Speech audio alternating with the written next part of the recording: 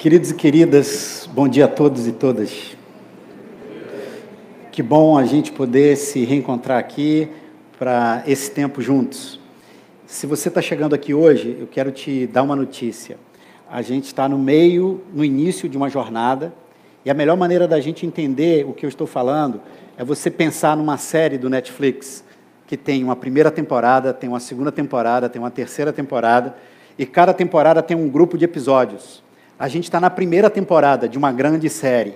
E a grande pergunta é, quanto tempo vai durar esta nossa série? A gente começou no domingo passado e a gente vai terminar no último domingo de novembro. Só que daqui até lá, a gente vai ter temporadas. A gente está na primeira temporada e o primeiro episódio da primeira temporada, a gente falou sobre o convite. Foi como Jesus apareceu na história das pessoas, na vida das pessoas, e fez algo absolutamente revolucionário. E o convite revolucionário que Jesus fez foi, será que alguém lembra? Vem comigo. A gente está acostumado a pensar Jesus como, sei lá, alguém que fez grandes milagres, do tipo andar sobre as águas, ou coisa do gênero, e esquece que a coisa mais miraculosa, a coisa mais revolucionária, a coisa mais impactante que ele fez naqueles dias, foi exatamente um convite, e o convite foi, vem comigo. Eu disse aqui no episódio 1, de que esse convite não foi prioritária e primariamente para adote a minha religião, venha para uma religião, Jesus não fundou uma religião, venha para uma doutrina, Jesus não estabeleceu um sistema doutrinário todo conectado racionalmente, num certo sentido, mas Jesus chamou as pessoas e disse a elas, vem comigo. Tão simples quanto isso.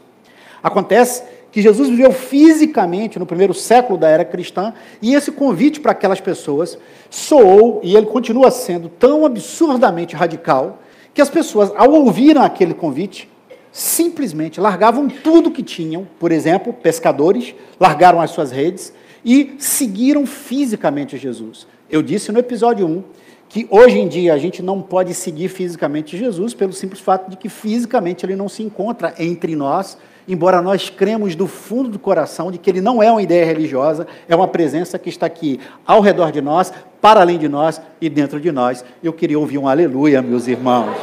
A gente crê nisso. E a questão é, eu tenho evidências racionais, claro que não necessariamente tenho essas evidências, mas fé é exatamente esse passo para além da nossa compreensão. E a gente crê nisso. Ele está aqui. E, de novo, ele chama a mim, a você. E a coisa mais revolucionária que a gente pode ouvir dele é, vem comigo. Só que agora, eu não preciso deixar de ser médico para seguir literalmente a Jesus. Eu simplesmente levo Jesus para o meu exercício e vivo o meu cotidiano encharcado, que desejo, que sonho da presença dele. E eu falava que o convite de Jesus, vem e segue-me, se naquela época significou um abandonar físico das pessoas, agora Jesus nos chama para uma conexão. E a gente viu isso. Obrigado, Meg. Ora, o curioso é que nessa jornada a gente tem uma experiência fantástica, que é todas as segundas, quartas ou sextas, a gente se reúne aqui na igreja, 20h15, indo até 21h30, e a gente, em pequenos grupos, isso está aberto para qualquer pessoa, em pequenos grupos, a gente mastiga isso que a gente ouviu no domingo. E a pergunta é, a gente só vem durante a semana para repassar aquilo que ouvimos no domingo?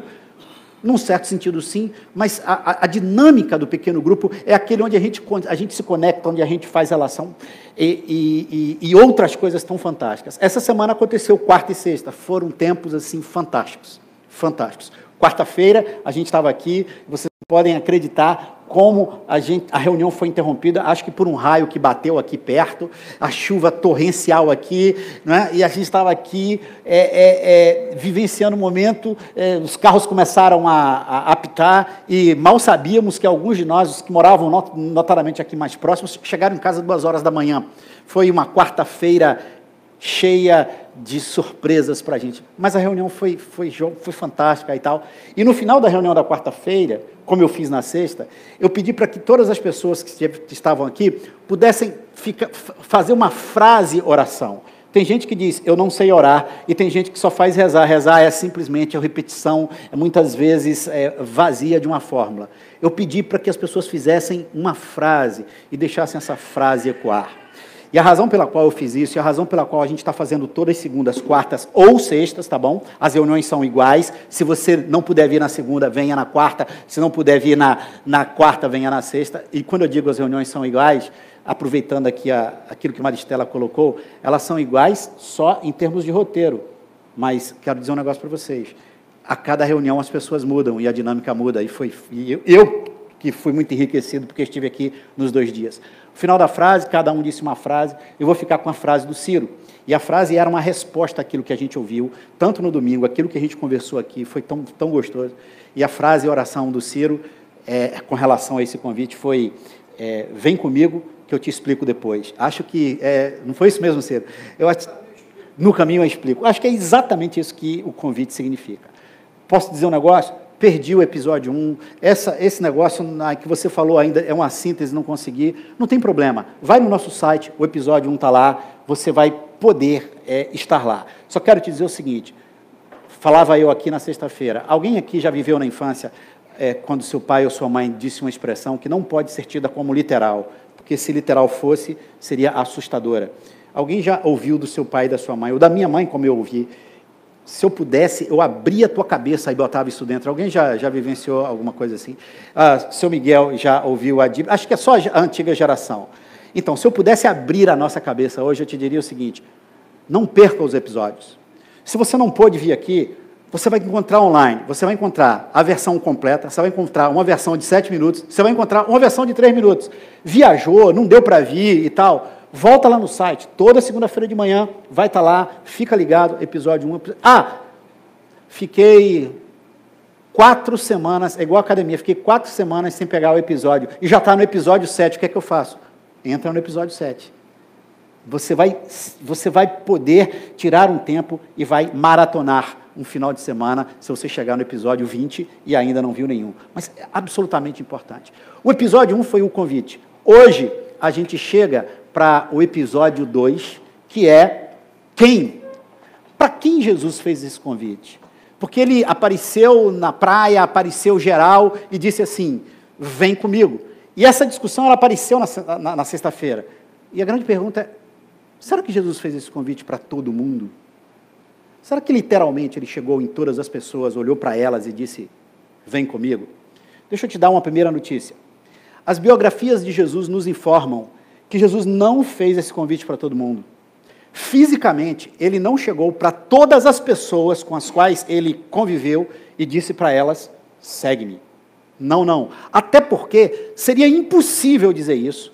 Num determinado momento, Jesus atinge um pico de popularidade tão grande que multidões começaram a vir até ele. Seria impossível fisicamente ele chegar para 10 mil pessoas, para 15 mil pessoas e dizer para cada uma delas: vem comigo, vem comigo, vem comigo, vem comigo, vem comigo. Portanto, os evangelhos, as suas biografias, nos informam que este convite, ele aparece de maneira, digamos assim, esporádica, aqui e ali, e direcionado para algumas pessoas. Mas aqui vai um detalhe. Você já, não precisa levantar a mão, eu já, na minha adolescência, acho que hoje eu não faria isso, mas você já apareceu de penetra numa festa? Assim, eu não precisa levantar a mão, eu já fiz isso várias vezes. E por penetra, lembra, eu não fui convidado para a festa. Imagina uma festa onde você conseguiu física e eletronicamente convidar apenas 100 pessoas. Mas você diz para as pessoas, para quem está na porta da festa, o seguinte: qualquer pessoa que aparecer na festa é bem-vinda. Fisicamente, o convite é feito para alguns, mas simbolicamente, existencialmente, esse convite é feito para todo mundo. As portas estão abertas para todo mundo, absolutamente para todo mundo. E não se esqueça um detalhe: existem 2 maneiras de você fazer um convite a alguém. Primeira maneira, como Jesus fez, é olhar para a pessoa e dizer? A segunda maneira, a própria vida de Jesus, ela é um convite. A própria maneira de ser já é um convite. Se não, veja um detalhe. Para você que não tem costume com a igreja, Na igreja presbiteriana, não presbiteriana, na igreja presbiteriana, e o que é a igreja presbiteriana? É um segmento de um movimento que aconteceu no século XVI chamado Reforma, beleza? Tá bom? Na igreja presbiteriana, os seus pastores são chamados pelo título de reverendo. Durante parte da minha vida, as pessoas se dirigiam a mim e falavam assim: oi, reverendo. Cara, esse título, se você pensar, é um título incrível, cara. Não é reverendo Davi. É um título incrível, porque você... Cara, quem tem coragem de brigar com o reverendo? Fala na boa. Quem tem coragem de discordar de um reverendo? Porque reverendo vem de super reverência, de uma figura tão distinguida, tão ímpar, que eu a chamo de reverendo. Reverendo. E, ao longo de toda essa minha trajetória, eu quero te dizer o seguinte: claro que eu ouvi essa expressão um pouco à luz do que acontece no âmbito parlamentar brasileiro, né? Quando lá no parlamento brasileiro diz assim, queríamos dizer que a sua mãe, Vossa Excelência. Mas sabe aquela coisa, você chama de Vossa Excelência, mas xinga a mãe do sujeito? Ao longo dessa história, essa expressão ela já veio para mim assim, entremeada. Qual é o meu problema com ela? É que eu não sou uma pessoa formal, eu sou uma pessoa informal. Então, as pessoas que chegam perto de mim, esperando algum grau de formalidade, elas vão se chocar, porque o meu jeito de ser é um convite à informalidade. Aí você entra aqui, como é que eu estou hoje? De bermuda, de sapatênis, ninguém notou, estou de óculos novo, beleza? Eu estou sentado, eu não estou usando toga. Quero dizer o seguinte, isso é natural, até certo ponto, mas é também intencional, porque a mensagem que eu quero mandar, a mensagem que a gente quer mandar como comunidade é que ter reverência, ser formal, não tem problema nenhum. Só que aqui a gente não é isso. E nem por isso somos melhores, ou nem por isso somos piores. Daí que se eu for da porta e eu não lembrar do teu nome, eu vou me apresentar como: oi, eu sou o Eduardo. Por que eu quero dizer isso? Porque entre mim e você eu não quero um título. Eu quero que você me perceba e que eu te perceba como uma pessoa. Quem me ensinou isso? Jesus. Eu acho que Jesus foi um cara absolutamente informal. O que não faz da informalidade a única maneira de ser. De novo, não é melhor nem pior. Eu só quero te dizer que a gente convida as pessoas, não só com os lábios, a gente convida com o jeito de ser. Voltando ao exemplo da festa, amigo, eu não tenho zero de problema se você gostar de funk. Mas eu não vou numa festa onde está tocando funk. A sonoridade não me é familiar e tal. Então, o próprio environment, o próprio ambiente já é um convite. Jesus convidou alguns, mas o jeito de ser dele atraiu um grupo muito grande de pessoas. E eu posso dizer que Jesus convidou com palavras, mas Jesus convidou com a vida. E aqui eu quero te fazer um convite. Vem comigo por um instante, porque eu queria te mostrar que se aproximaram de Jesus dois tipos de pessoas. Não somente, mas eu quero pensar, para dar ênfase, dois tipos de pessoas. Primeiro, pessoas que eu e você pudéssemos colocar como minorias. Lembra, Jesus convidou todo mundo, mas curiosamente as minorias se sentiram atraídas por ele. Já defino o que é minoria. Eu sei que estamos em tempo de rede social, Facebook, extremo. O que é minoria? Minoria não é um grupo que está em menor quantidade do que outro. É um grupo que desfruta de menos acesso do que outro. É um grupo que tem menos direitos do que outros. É um grupo que é rigorosamente alijado por pessoas que estão no centro e que jogam essas pessoas para o lado, à margem. Essas pessoas estiveram muito próximas de Jesus e parecem ter se sentido convidadas para caminhar com ele. Eu quero pensar deste grupo de minorias duas figuras. A primeira está aqui e eu queria que você acompanhasse comigo. Um dia, alguns estavam trazendo, olha que coisa interessante. Um dia, alguns estavam trazendo crianças a Jesus. Congela aí. Você já viu como criança no nosso imaginário é sempre alguma coisa menor? Já viu? Larga de ser infantil. Você é muito criança. Você é uma criança, você não sabe de nada. No nosso imaginário, parece que a criança, ela é um ser de menor expressão. O meu amigo Benjamin fez um trabalho belíssimo, belíssimo, belíssimo de mestrado, fazendo uma visão, mostrando de como as crianças tinham que ser paradigma para a gente hoje. Frederic Lenoir, filósofo que anda habitando minha cabeça, francês, ele dizia, nota como as crianças são alegres. Nota como a criança é uma fonte de alegria. Nota o grau de autenticidade da criança. Você está feliz só porque eu te dei esse presente, né? É, exatamente isso. Nota, nos dias de Jesus, as crianças eram muito mais do imaginário social, muito mais inferiorizadas. E olha que coisa interessante, Um dia alguns estavam trazendo crianças a Jesus na esperança de que ele as abençoasse e orasse por elas. Seus pais, ou se não seus pais, um grupo qualquer, levou crianças para que Jesus pudesse orar por elas. Vejam o que os discípulos de Jesus fizeram. Mas os discípulos deram uma bronca nessa gente. Jesus, então, interferiu. O que ele diz? Não tentem afastar essas crianças. Mais ainda, não as impeçam de vir a mim. Até aí, segura, ele diz, eu quero que as crianças se aproximem de mim. E mais, aí agora ele toma estas crianças como um paradigma, ele diz, o reino de Deus, caso você não saiba o que é o reino de Deus, imagina uma cidade, imagina um país, imagina uma dimensão, imagina uma vida onde só a vontade de Deus prevalecesse. Em tempo, a vontade de Deus é boa, perfeita e agradável. Imagina esse lugar. E Jesus diz, o reino de Deus é feito de pessoas que são como crianças. Que são como crianças. Uma das coisas mais desafiantes para mim foi quando uma pessoa chegou perto de mim e disse, pastor, eu perdi a criança dentro de mim, me ajuda a reencontrar isso. E depois disso, depois de abençoá-las, ele partiu. Eu não sei qual foi a bênção que Jesus deu para elas. Eu vou pedir permissão para você, para eu supor o que é que Jesus disse. Será que alguém me dá permissão? Alguém pode me dar permissão?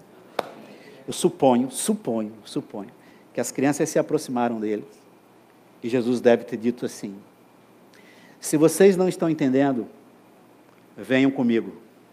Quando vocês entenderem, venham comigo. A maior bênção que eu posso dar a vocês é convidar vocês para se tornarem meus seguidores. Venham a mim.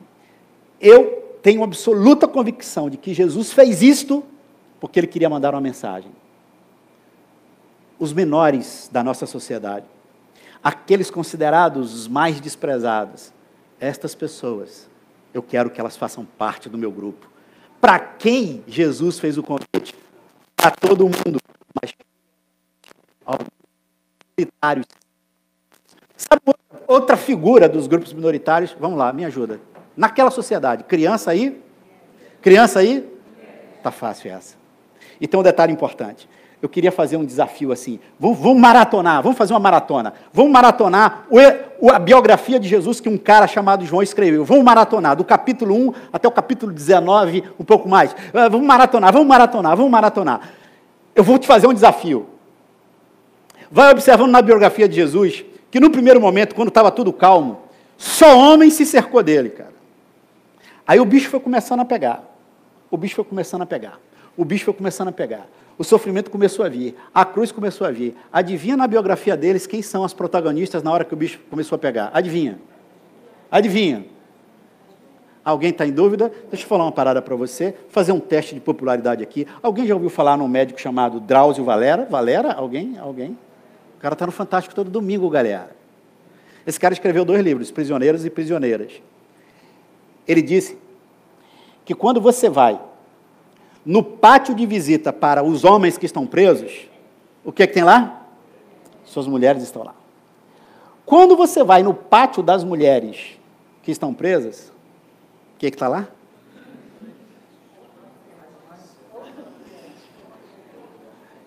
Só as mães, né? Porque...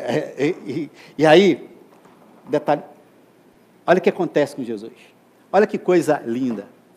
Ele deu seu prosseguimento ao seu plano, viajando de cidade em cidade, de aldeia em aldeia, pregando de novo o reino de Deus, anunciando a mensagem.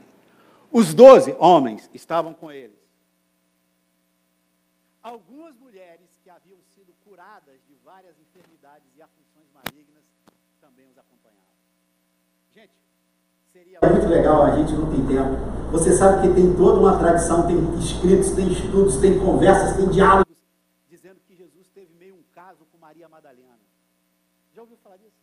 Que Maria Madalena teria sido uma mulher com quem Jesus teria tido algum tipo de atração. Será? Ou talvez a pergunta é, e por que não? Ou, na sua humanidade, casamento, namoro, friozinho no estômago, não faz parte da santidade? Se é para mim, por que não para ele? Se é para ele, por que não para mim?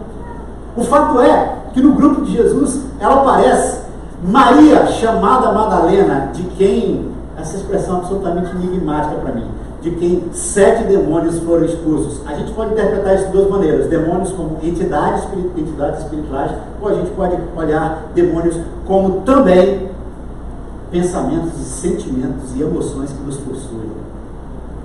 O fato é que Jesus expulsa Maria chamada, 7 demônios de Maria chamada Madalena, e aqui vem um negócio incrível. Joana, esposa de... Na boa, eu vou fazer uma pergunta aqui, na boa. Você namoraria com um cara chamado Cusa? Dia dos Namorados, Cusa, meu amor. Feliz Dia dos Namorados. Joana, esposa de Cusa, oficial de Herodes. Sabe quem é esse cara? Esse cara estava ligado ao establishment. Era assessor parlamentar de Herodes. Imagina em casa a mulher do assessor parlamentar de Herodes ganhando dinheiro público, e ela começa a seguir um cara esquisito chamado Jesus, e ele deve ter chegado em casa assim: esse cara só está interessado no dinheiro da gente. E olha o que o texto nos informa: Susana e muitas outras que usavam seus recursos para suprir a necessidade do grupo. Sobre as mulheres, eu ainda vou voltar nos episódios seguintes, mas por hora, quero te dizer o seguinte: na igreja daqueles dias, no templo daqueles dias, na parte central, e aqui a parte central é que tem ar-condicionado, a parte que não tem ar-condicionado é aquela lá. Nos dias de Jesus, não entravam na parte central, adivinha, de 2 tipos de pessoas: crianças e mulheres. Sabe o que Jesus faz? Gente, do que importa se eu não ouvi, ou se essas mulheres não ouviram um convite formal, vem comigo. A coisa mais importante é que Jesus foi um convite para todo mundo, e curiosamente as minorias se sentiram mais atraídas por ele. Detalhe importante, tá? Fica tranquilo, se você não é minoria, fica tranquilo. Eu não sou minoria. Eu sou hétero, eu sou branco, eu sou da classe média. Eu sou o homem branco da classe média, eu sou a maioria. Mas eu sigo a Jesus mesmo assim. Eu só estou dizendo para mim e para você que esse é um convite para todo mundo. Mas, curiosamente, as minorias se sentiram mais atraídas. Segunda característica do grupo que seguiu a Jesus. Tenho até medo. Posso dizer? Tinha um pessoal que era fã do Bolsonaro, e o pessoal que gritava Lula livre. Era incrível a diversidade do espectro político do pessoal que seguia Jesus. Vou te dar 2 exemplos. E aí você olha de um lado e do outro, tá? Tinha um cara chamado Simão o Zelote. Os zelotes eram uma espécie de organização que viam no Estado romano o grande inimigo. E eles viam que uma das coisas mais perversas que o Estado romano, que era naqueles dias de Jesus, fazia com os cidadãos, sabe qual era? A tributação. Aliás, eu não sei se você já notou como Jesus foi questionado com a questão tributária. Via de regra, as pessoas perguntaram a Pedro, e teu mestre não paga impostos? E Jesus diz, olha, vamos fazer o seguinte, dai a César, mas no outro diz assim, faz o seguinte, Pedro, vai ali, pesca um peixe, tira o dinheiro que está dentro dele e paga o imposto. Cara, Jesus, me ajuda a resolver meus problemas com o fisco dessa maneira. Não seria maravilhoso? Imposto a pagar, vou ali, pesco um peixe e tiro. Ora, convenhamos, uma das coisas mais terríveis que a população vivia, claro que a gente não sabe disso, um Estado excessivamente tributador, que não retornava em bens de serviço para a população o dinheiro que tomava. Claro que a gente não tem qualquer parâmetro de comparação, isso tem nada a ver com a gente. Os zelotes entendiam o seguinte, se você paga imposto a esse Estado, só tem um jeito para você, morte. Os zelotes defendiam a morte para quem pagava imposto a Roma. E aí alguém dizia assim, cara, ô Simão, deixa eu falar uma parada, tu já viu o aparato de Roma, o tamanho que é? Roma é um gigante de força, tem exército, tem tudo. Vocês são um grupinho desse tamanho. Sabe o que os zelotes faziam? Meu Deus está comigo, a gente vai lutar contra o gigante. Morte àqueles que pagam tributo, porque estes estão de acordo com o Estado. Quando eu vou olhar a lista de quem segue Jesus, olha quem aparece lá. Simão, o zelote. E tinha uma outra figura, que era a figura odiada, que era Mateus, o publicano, o cobrador de imposto. Mateus era o cara que ele era tão desprezível, mas tão desprezível, porque ele roubava tanto de Roma quanto dos seus concidadãos. Era quase que, supostamente, os portugueses pegarem, invadirem aqui o Brasil, tornarem todos nós escravos e controlar todo mundo através de tributação. E eu me oferecer para ser alguém que cobra o imposto.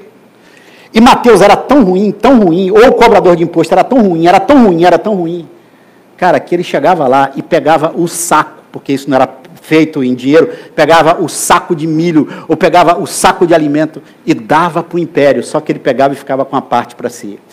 Mateus, o publicano, estava cercado de miséria e defendia cada vez mais a presença de um Estado, aí, cercado de miséria, enriquecendo. Quando eu vou olhar a lista de quem seguia Jesus, sabe o que eu vejo? Perto, Mateus, o publicano, e Simão, o zelote. Gente, parece que Jesus quis dizer que, no final das contas, não são estas coisas que definem quem deve segui-lo. Porque o que Jesus quis dizer é, este convite está aberto para todo mundo. Aqui eu vou terminando, e eu vou te dizer uma coisa. Sabe por que isso é tão revolucionário? Porque a religião, ela tem uma lógica. A religião diz assim, muda de vida, e se você mudar de vida, você pode fazer parte do nosso grupo. Se você não está acostumado com igreja, a gente, na igreja protestante, a gente faz uma coisa chamada ceia, que tem pão, vinho e tal, talvez para você entender a relação. Sabe o momento da hóstia na igreja católica? Esse é o momento. Tem igrejas, dentro do nosso segmento protestante, que elas foram tão radicais, que só pode participar da ceia quem é membro da igreja. E se eu, que me identifico como seguidor de Jesus, não for membro daquela igreja, eu não posso participar da ceia. Qual é a lógica? E mais, se alguém não tiver pecado, ou melhor, só pode participar da ceia quem não tem pecado. Qual é o grau de controle que eu tenho sobre isso? É isso que a religião faz. A religião diz assim, muda de vida, então faz parte do nosso grupo. Desculpa o excesso de referência pessoal. Eu fui pastor de uma igreja há muitos anos atrás, e a gente tinha, acho que foi uma das experiências mais fantásticas da minha vida.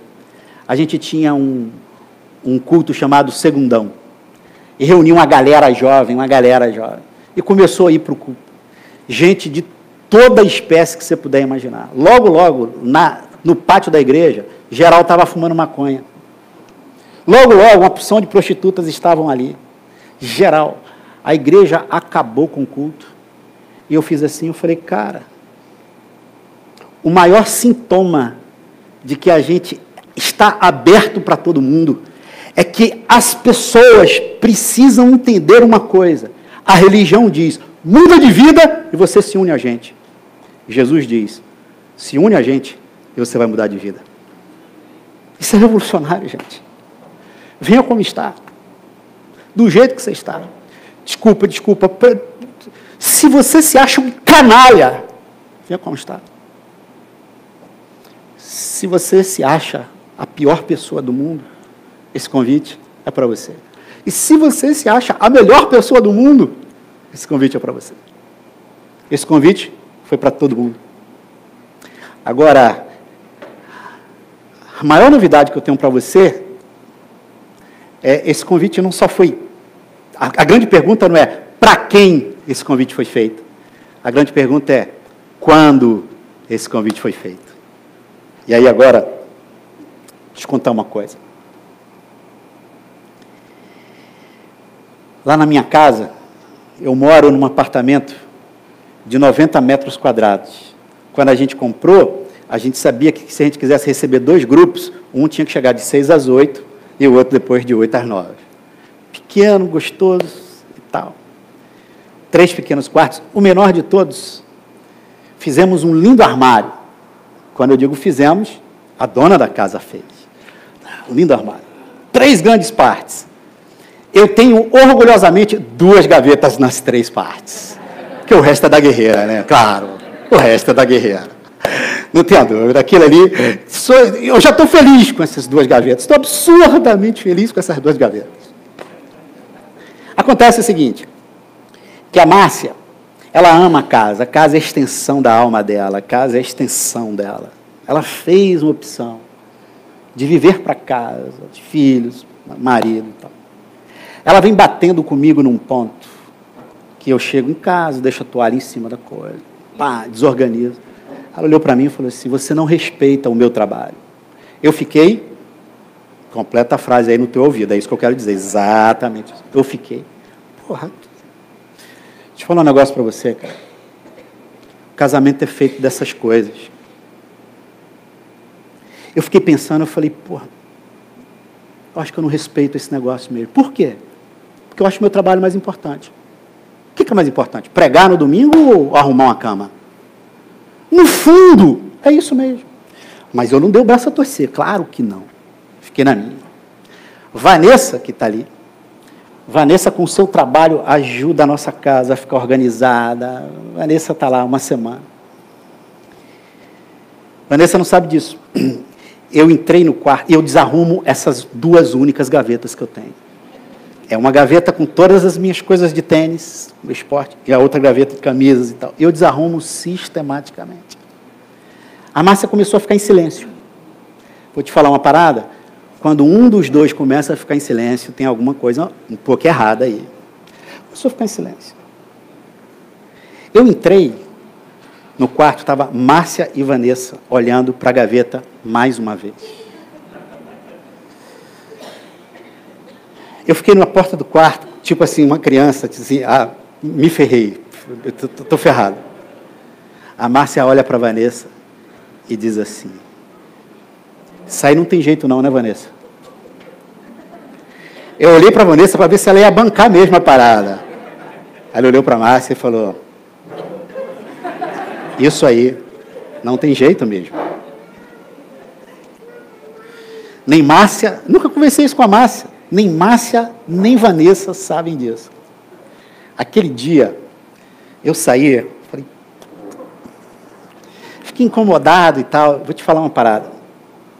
Sabe o que a gente faz quando alguma coisa nos incomoda? A gente liga o rádio. A gente pega o celular e vai olhar uma das últimos memes ou videozinhos estúpidos que nos deixam no mesmo lugar. Porque incomoda, cara. Porque eu tinha que enfrentar o fato de que, mais uma vez, eu disse à minha esposa, I don't give a shit pro que você faz. Foi isso que aconteceu. Eu não me importo com o que você faz. Aí, eu cheguei em casa, naquela noite, e passa para mim ler. Apaga para mim, Ronaldo. Essa é a minha gaveta de tênis. Passa aí, a outra. Essa é a minha gaveta das camisas. Cara,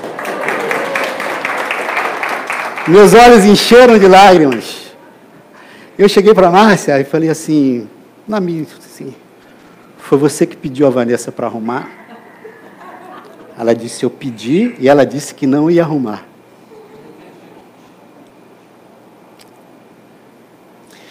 Não sei se você reparou, mas a gente fala pouco do diabo aqui nessa igreja. Claro, que essa é uma igreja de Deus.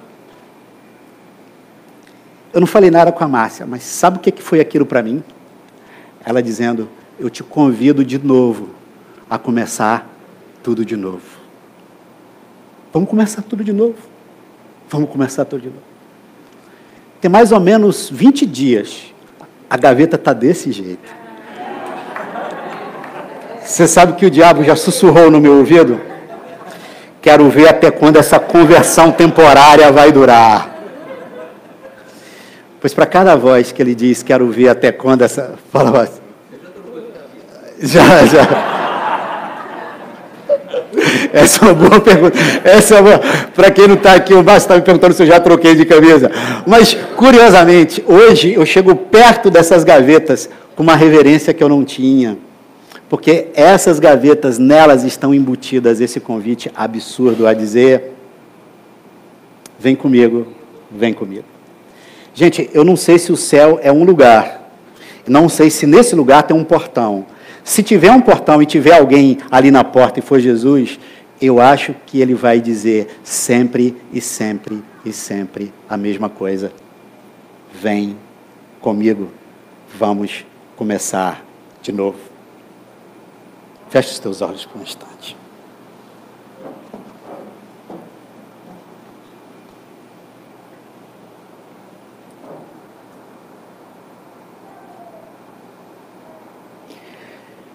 Obrigado, Jesus, porque crianças encontraram em Ti um convite para se aproximar.